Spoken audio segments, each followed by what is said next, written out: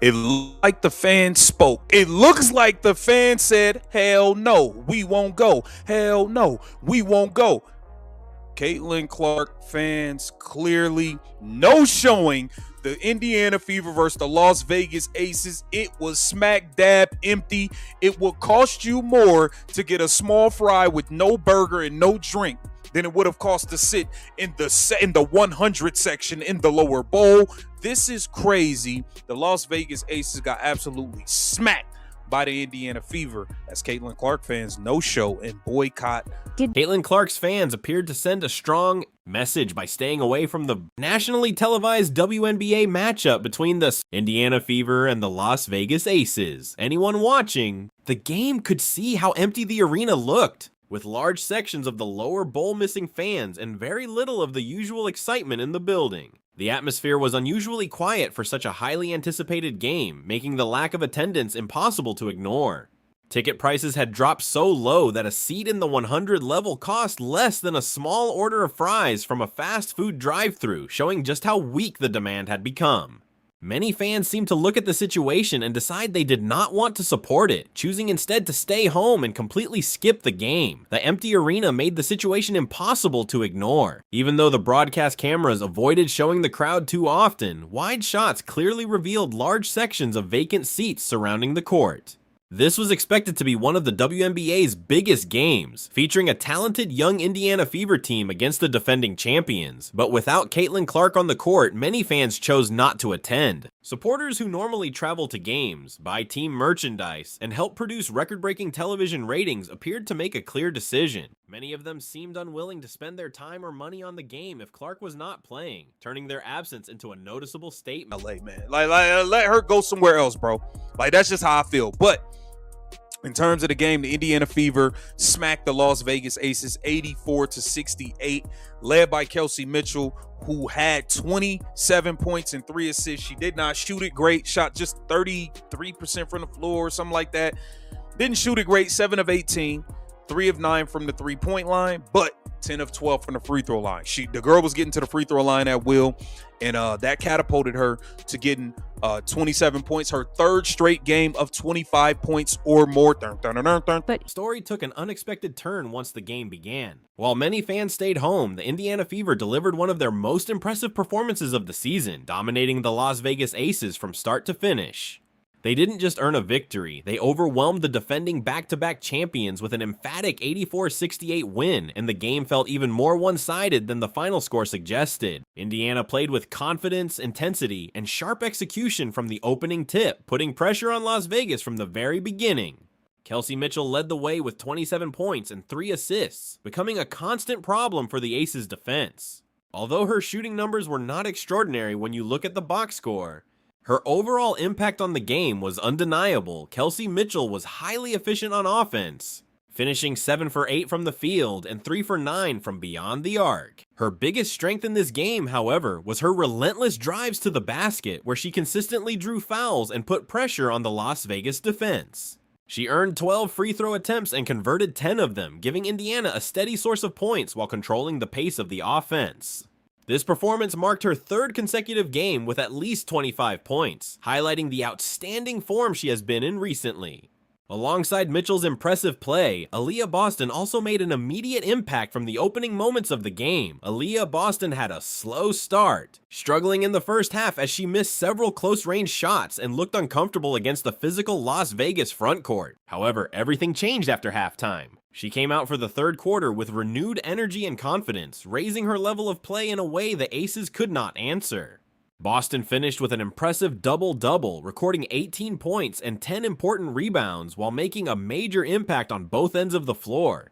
She posted a plus 16 rating, controlled the paint, challenged shots effectively, and consistently came up with key rebounds that helped Indiana stay in complete control of the game. Aaliyah Boston also created valuable second-chance opportunities with her rebounding and even showed confidence by knocking down a shot from outside, making her second-half performance one of the biggest reasons for Indiana's success. The Fever also received outstanding contributions from their supporting players. Lexi Hull provided strong minutes on both ends of the court, shooting 5 for 10 from the field while finishing with 10 points and 4 rebounds. Her defensive effort was outstanding as she constantly disrupted plays and brought energy to the lineup. Sophie Cunningham also made a big impact with her outside shooting, hitting 3 of her 5 three-point attempts for 9 points and forcing the Las Vegas defense to spread out and defend the perimeter more. Effectively, Indiana continued to receive valuable contributions across the roster, with Raven Johnson providing steady, composed minutes while helping control the pace of the game whenever she was on the floor. The only player who struggled was Ty Harris, who had a difficult outing, scoring just 4 points in 26 minutes and failing to make a field goal, finishing 0 for 4 from the floor. It was a disappointing performance that limited her impact throughout the game. Despite that, the Fever played as a complete team, with every other contributor doing their part as the offense and defense worked together efficiently, allowing Indiana to dominate from start to finish. Without Asia Wilson, I don't know what happened with Kennedy Carter. Kennedy Carter is intentionally not playing hard, not trying to score. She was averaging 20 points off the bench. 20. Ever since that whole AZ Fudd situation where she commented on AZ Fudd post and was like, yeah, Coach Hammond got me under shackles and I'm still doing this. Ever since she made that comment, Kennedy Carter ain't been doing nothing. She don't look at the rim. Like, she literally does not try to score. Kennedy Carter had 0 points. She took 2 shots. Like, Attention now turns to Las Vegas, where the team delivered one of its most disappointing performances of the season. The Aces struggled on both ends of the floor and never looked like the championship caliber team fans have come to expect. While they were without their superstar and MVP candidate, Aja Wilson, a roster with so much talent was still expected to compete at a much higher level. Instead, the team appeared out of rhythm, lacked energy, and showed poor communication throughout the game. Another major storyline continues to be the situation involving Kennedy Carter. Questions have been growing about her role and status behind the scenes. Earlier in the season, Carter was a reliable scoring option off the bench, consistently providing instant offense whenever she entered the game. Making her current situation even more puzzling, earlier in the season, Kennedy Carter was one of Las Vegas's most effective scorers, regularly coming off the bench and putting up 20-point performances with confidence and aggression, making her an important part of the team's success.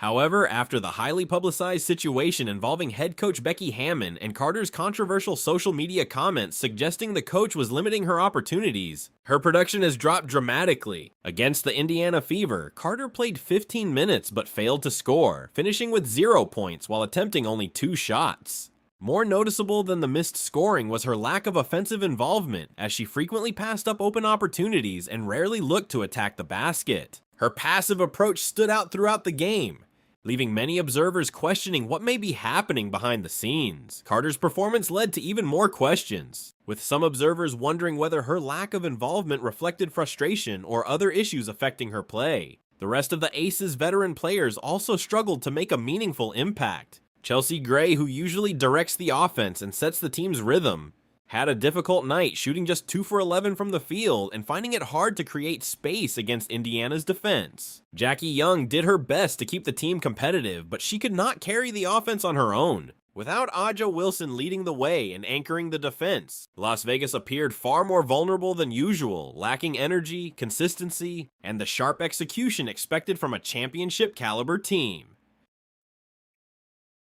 I want everyone to notice how much harder Indiana players play when Caitlin is out. Do you think the coach has divided the locker room and has players convinced Caitlin Clark basketball is not the way forward? It seems they play with more effort and energy when CC is out.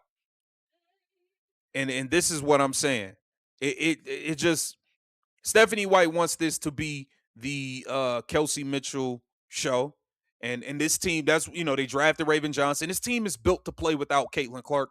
While Las Vegas continues to deal with its own struggles, another topic has sparked debate around the Indiana Fever. Some fans and commentators have pointed to the team's performances without Caitlin Clark, claiming the players appear to show more energy, effort, and intensity in certain games when she is unavailable. They argue that the game film shows the Fever running harder in transition, setting stronger screens, and moving the ball more freely during those stretches.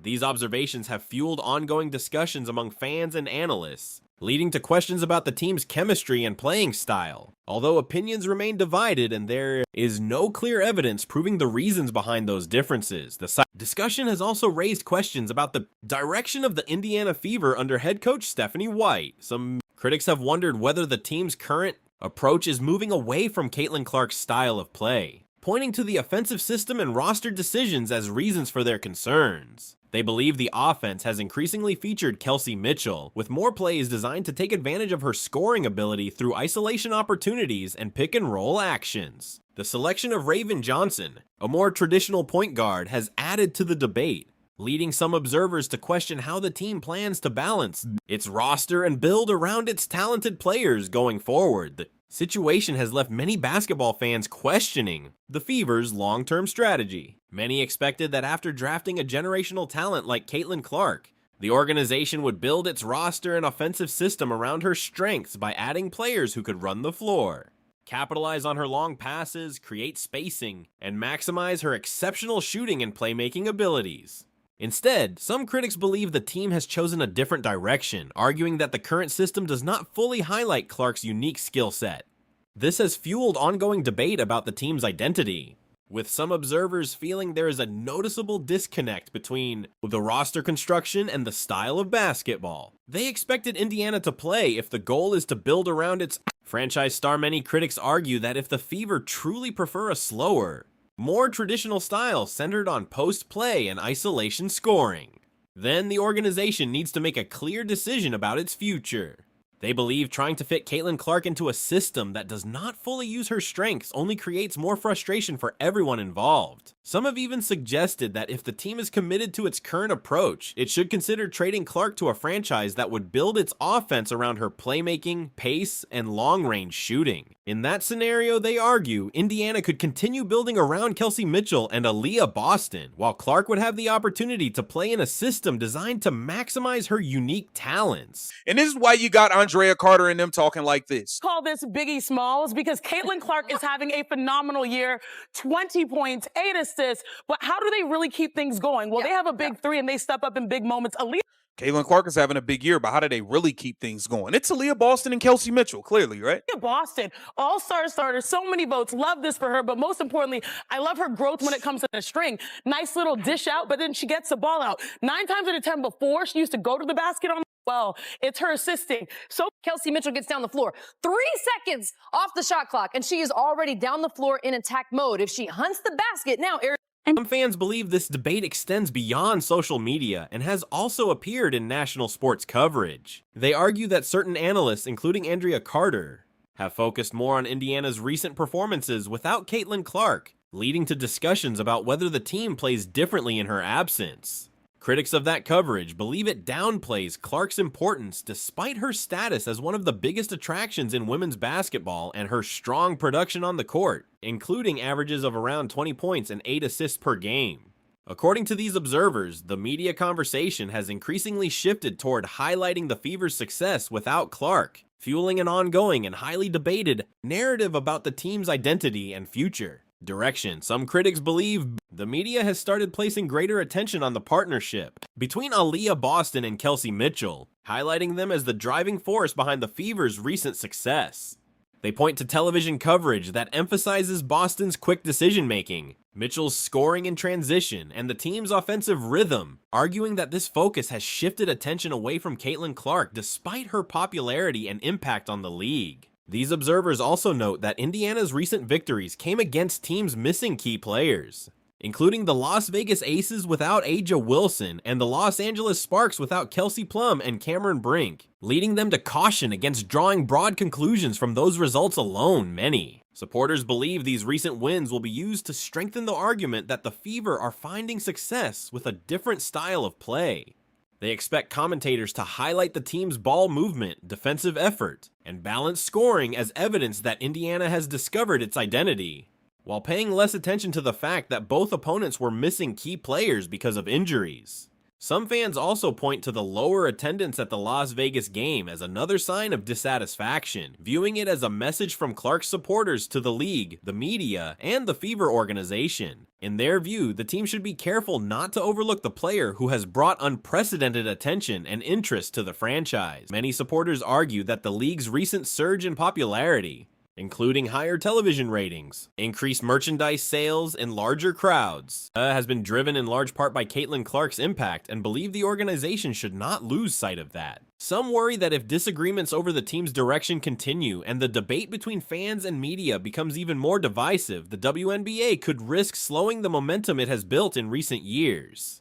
They also believe the ongoing discussion surrounding the Fever's locker room, coaching decisions, and roster strategy is unlikely to fade anytime soon. With emotions running high on all sides, many fans will be watching closely to see how the organization responds in the coming games and whether it can address the growing concerns surrounding the team's future. Many fans believe these recent games will continue to fuel debate about the Fever's direction, with some arguing that the media will use the victories to support the idea that the team has found success with a different style of basketball while giving less attention to the circumstances surrounding those wins. They also point to the strong support Caitlin Clark has brought to the league through higher television ratings, increased merchandise sales, and packed arenas, arguing that her impact extends far beyond the court. As the discussion grows, opinions remain sharply divided over the team's future, making it one of the biggest storylines in the WNBA. What do you think about the situation? Is the Fever heading in the right direction, or should the offense be built more around Caitlin Clark? Share your thoughts in the comments, and if you enjoyed this video, don't forget to like, subscribe, and stay tuned for more updates.